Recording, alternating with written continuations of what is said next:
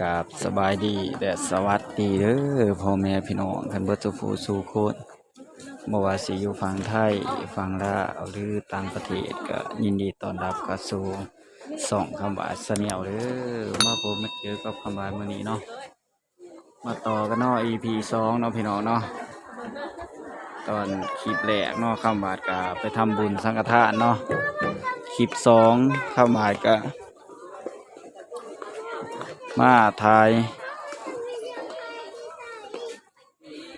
บรรยากาศเนาะไอ้พ่อแม่พี่น้องครับเบิ่งนี่หลังผาสูงๆเนาะพี่น้องเนาะเดี๋ยวคำบาดขึ้นไปเจดีย์เนาะพี่น้องเนาะขึ้นไปเจดีย์ไปถ่ายบรรยากาศให้พ่อแม่พี่น้องครับเบิ่งเนาะ EP 2เด้อนี่พี่น้องเด้อไฟที่เขามาซุ่มคลิปนี้แหละก็ขอทุกทานเนาะรับพรรับศีลนำกันเนาะพี่น้องเนาะเอาบุญมาฝากพ่อแม่พี่น้องด้วยว่า FC กันเบิดสุขสู่คนเนาะพี่น้องเนาะลำบากก็สิเขาไปทายผ้าที่เพิ่นสะสมไว้ตั้งแต่เก่าแก่เนาะพี่น้องเนาะของโบราณเขาว่างไว้ดุมที่น่ะว่างไว้มันอันนั้นน่ะว่างไปด้วยสิถือขึ้นไปนำบ่ถือก็ถือดอกไปสันบนเนาะพี่น้องเนาะก็สิย่างกันไปสูงนี่เด้อพี่น้องเนาะพูดลำบากก็จะเกินไปสุดๆพุ่นเนาะพี่น้องเนาะไปถ่ายบรรยากาศให้พ่อแม่พี่น้องเขาเบิ่งมุมสูงเนาะพี่น้องเนาะนี่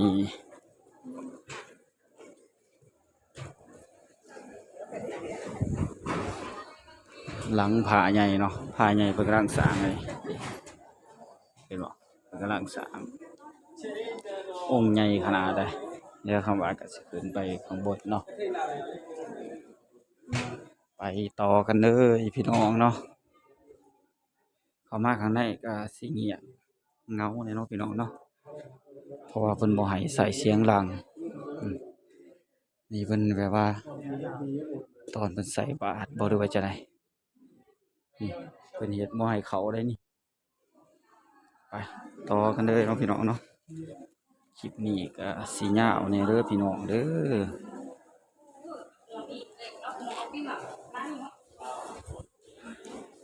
เกิดมันไหลภาพก็อาจสิบ่นิ่งแน่เนาะพี่น้องเนาะคำว่าก็สิมาถ่ายของโบราณที่เพิ่นสะสมเก่าแก่เนาะพี่น้องเขาก็อาจสิเห็นเนาะหรือว่าบ่เห็นถ้าบ่เห็นก็มาเบิ่งในคลิปนี้เนาะพี่น้องเนาะคำว่าก็สิถ่ายรูปหล่อให้พ่อแม่พี่น้องเขาเบิ่งคำว่าก็บ่รู้คือกันเนาะว่าองค์หยังชื่อหยังเนาะก็มีสิถ่ายให้พ่อแม่พี่น้องเขาเบิ่งแล้วก็ให้พ่อแม่พี่น้องเขาเม้นกันเข้ามาเนาะนี่รูปปั้นมีตรงงามๆเลยนี่พี่น้องคำว่าก็มาถ่ายบรรยากาศให้พ่อแม่พี่น้องเขาเบิ่งเนาะ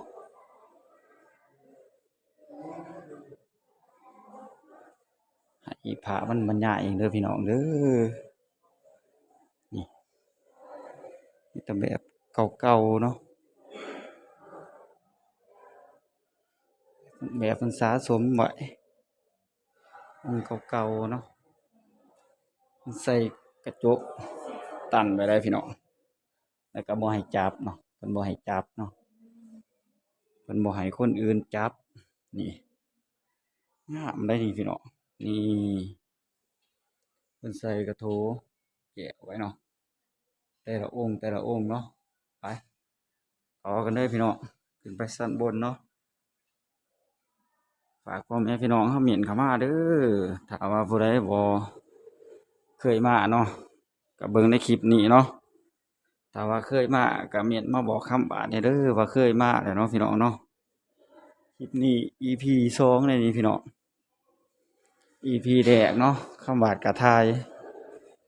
บรรยากาศให้พ่อแม่พี่น้องเขาเบิ่งแล้วตอนเขามาเนาะเพราะว่าคำบาดก็ไปถวายน้ำสังฆทานเรียบร้อยเนาะก็ให้อาหารป่านี่มา EP 2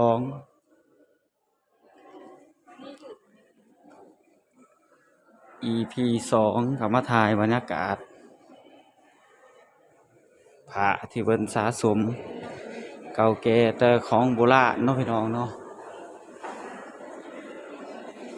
มาสันบนสุดก็สิบ่ให้ใส่เสียงดังมาได้เลยพี่น้องนี่สันบนสุดเรียบร้อยแล้วพี่น้องงามเลยนี่พี่น้อง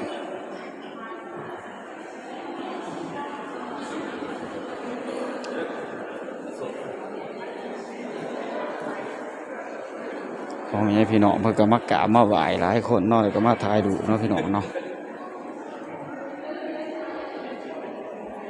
ส่วนมากเขาว่าเห็นนี่ก็สิมีแบบคนต่างชาติต่างลาวหลายเนาะพี่น้องเนาะนี่เห็นบ่มีแต่คนต่างชาติเอง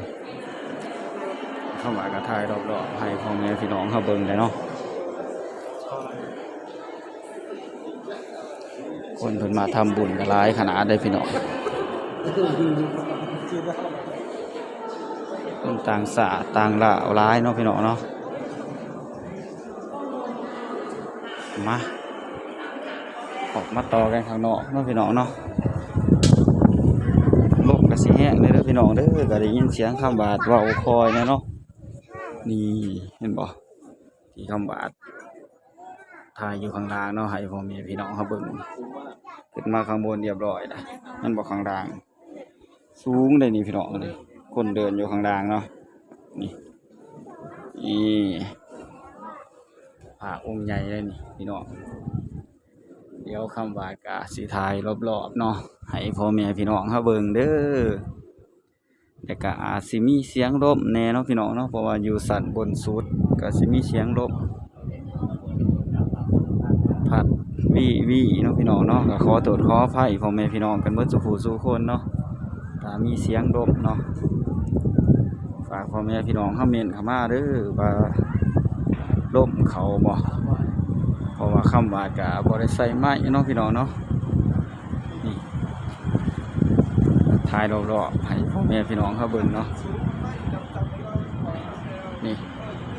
เรืออะไรข้อเป็นเรือเนาะพี่น้องเนาะเขาแล่นอยู่หลุมเด้เนาะพี่น้อง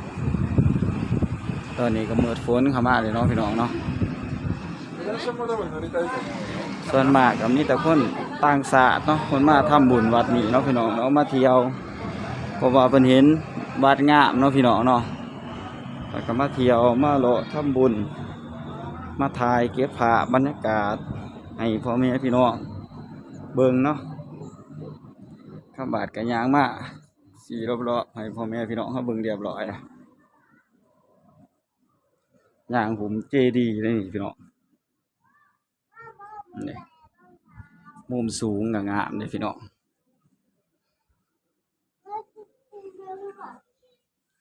มุมสูงเนาะพี่น้องเนาะข้าบาทก็ย่างไปรอบๆเรียบร้อยถ่ายบรรยากาศให้พ่อแม่พี่น้องเขาเบิ่งเนาะมุมสูงเลยนี่พี่น้อง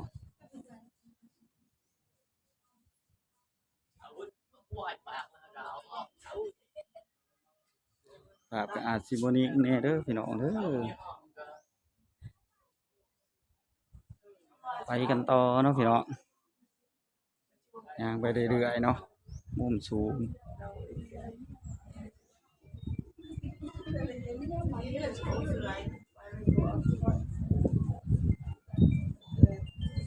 จนมาเพิ่นก็สิมีแบบ